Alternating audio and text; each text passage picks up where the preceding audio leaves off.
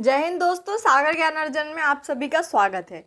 चर्चा के विषय का ये 4th लेक्चर है, जिसमें हम एपिडेमिक डिजीज़ एक्ट 1897 के बारे में चर्चा करेंगे, जो अभी करंट में बहुत ही ज़्यादा चर्चा में रहा है। क्यों रहा है? क्योंकि ये भी हमारे कोरोना वायरस से जुड़ा हुआ है और हम इसमें इसके विस्तृत जानकारी को देखेंगे। इसमें जुड़े हुए इसकी लाभ हानि, ये क्यों लाया गया है, क्या ज़रूरत पड़ गई थी, क्यों? क्योंकि ये 1897 मतलब कि 123 साल पुराना एक्ट है, जिसको वापस से उसमें कुछ संशोधन किए गए हैं।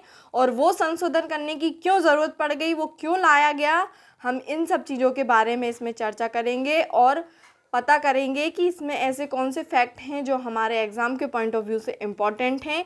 हमारे जितने भी कंपटीशन एग्ज़ाम होते हैं, सब में ये हमारे लिए जानना ज़रूरी हो जाता है। क्यों? क्योंकि ये करंट पर डिपेंड है। ओके, इसको देखते हैं। ये है क्या? मनुष्य ने वैज्ञानिक रूप से बहुत तरक्की की है। विज्ञान एवं तकनीकी शिक्षा, स्वास्थ्य और अंतरिक्ष विज्ञान में प्रगति इसके पुख्ता प्रमाण हैं। लेकिन वैज्ञानिक विकास के साथ साथ चुनौतियां भी नए रूप में सामने आती रहती हैं। वर्तमान में विश्व के सामने सबसे बड़ी समस्या कोरोना वायरस के फैलने की है। जैसा कि हम पहले पता कर चुके हैं कि कोरोना वायरस के पॉइंट ऑफ व्यू से ये इम्पॉर्टेंट है, जो कि अभी चर्चा में रहा है। और अभी जो विज्ञान है हमारा, वो कितना आगे बढ़ गया है, ये आपसे और हमसे छिपा नहीं है। कोरोना वायरस 100 से अधिक देशों में पहुंच चुका है और इससे मरने वालों की संख्या दिन ब दिन बढ़ती ही जा रही है। यही कारण है कि हर देश और सरकार इसके विस्तार को रोकने के लिए तरह तरह के उपाय कर रही है। अभी हाल ही में भारत सरकार के स्वास्थ्य मंत्रालय ने कैबिनेट सचिव राजीव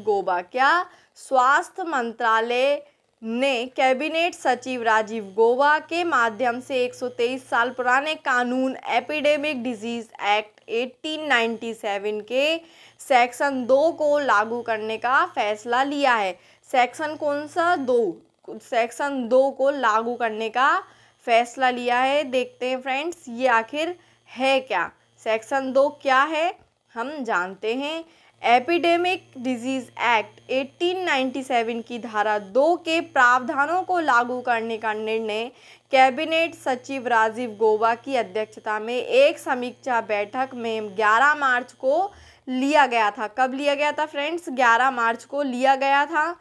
कैबिनेट सचिव राजीव गौबा ने कहा कि बैठक में यह निर्णय लिया गया कि सभी राज्यों और केंद्र शासित प्रदेशों को केंद्रीय स्वास्थ्य और परिवार कल्याण मंत्रालय द्वारा एपिडेमिक डिजीज एक्ट 1897 की धारा 2 के प्रावधानों को लागू करने की सलाह दी जाना चाहिए, ताकि स्वास्थ्य मंत्रालय की सभी सलाहों को ठीक से लागू किया जाए। मतलब कि केंद्र और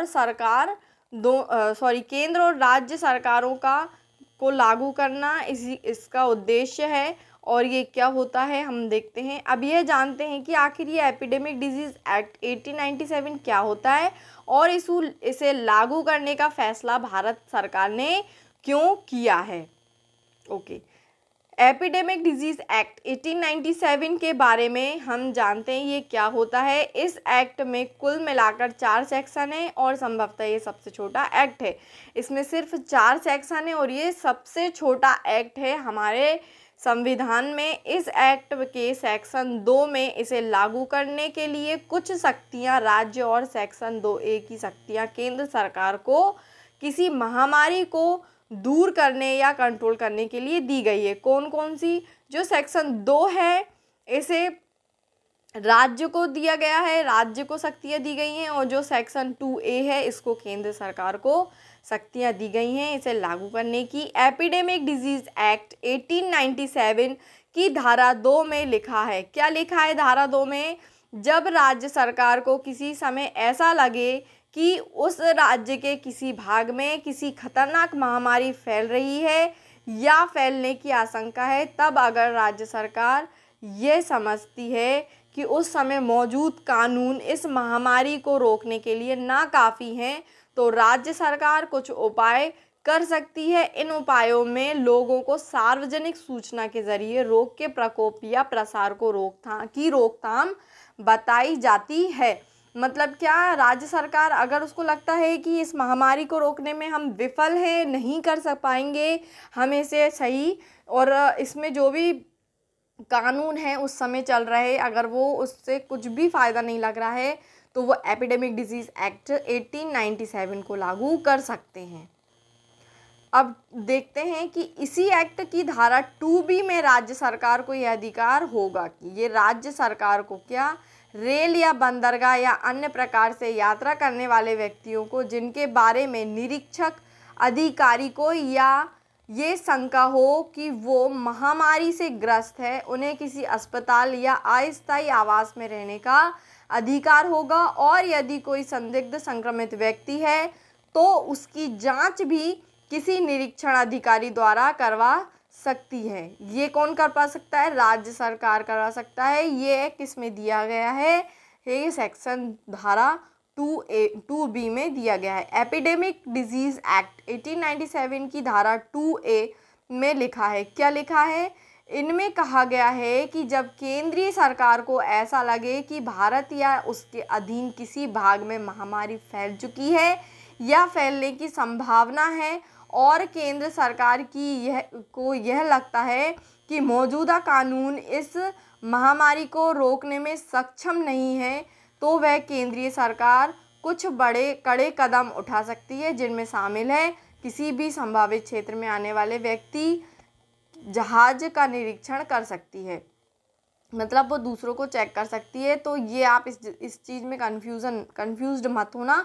धारा 2A में दिया गया है केंद्र सरकार का और धारा 2 में दिया गया है राज्य सरकार का।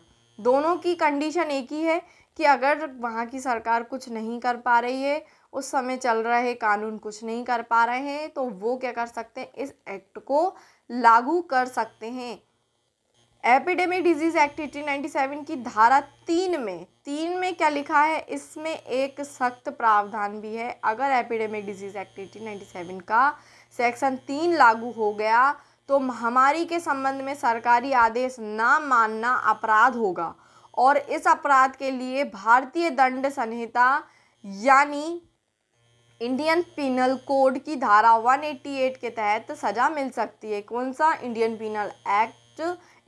पीनल कोड की धारा 188 के तहत आपको सज़ा मिल सकती है। फ्रेंड्स, आप इसी से देख सकते हैं कि सरकार को इतनी योजनाएं लागू करना पड़ रहा है, इतने एक्ट निकालना पड़ रहा है। क्यों?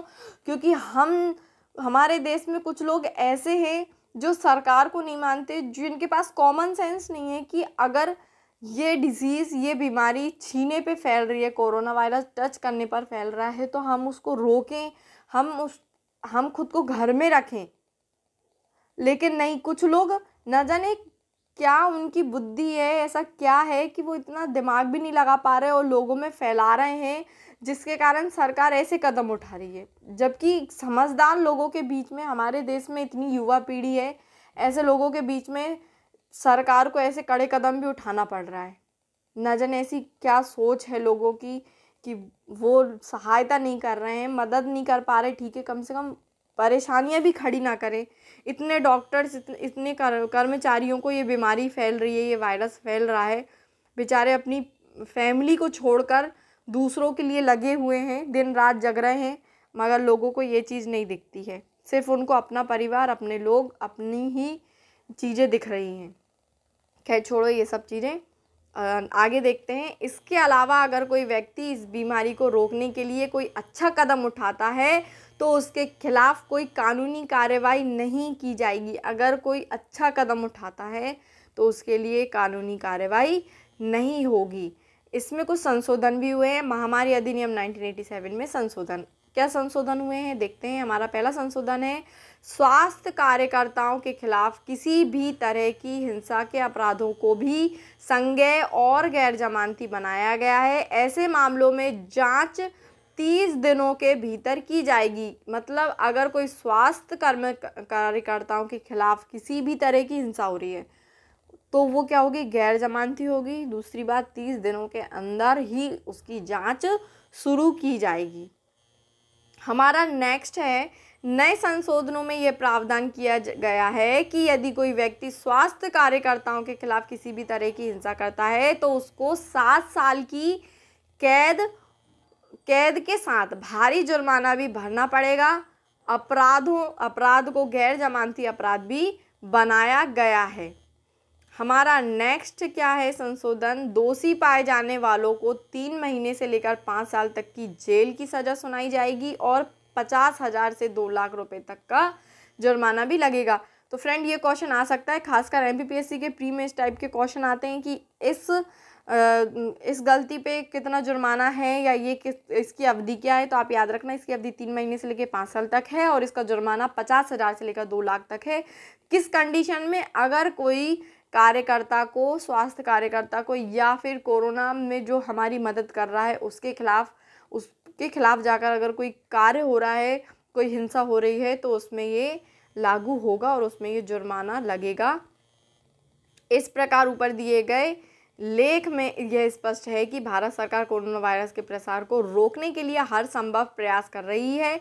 उम्मीद है कि एपिडेमिक डिजीज एक्ट 1997 बीमारी का जो एक्ट है 1897 के प्रावधान लागू होने से इस बीमारी को देश में फैलने से रोकने में मदद मिलेगी। And thanks to watch my video, और मुझे सब्सक्राइब करिए। अगर आपको इसकी PDF चाहिए तो आप मेरे टेलीग्राम ग्रुप में जाकर देख सकते हैं, और इसी टाइप के वीडियोस करंट से अपडेट होने वाले अगर आपको देखना है तो मेरी प्लेलिस्ट में जाकर आप चेक कर सकते हैं, जो इसी वीडियो के डिस्क्रिप्शन बॉक्स में दिया हुआ है।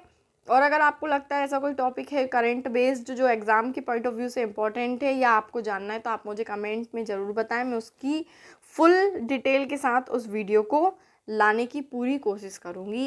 And thanks and support my channel, share my video and subscribe.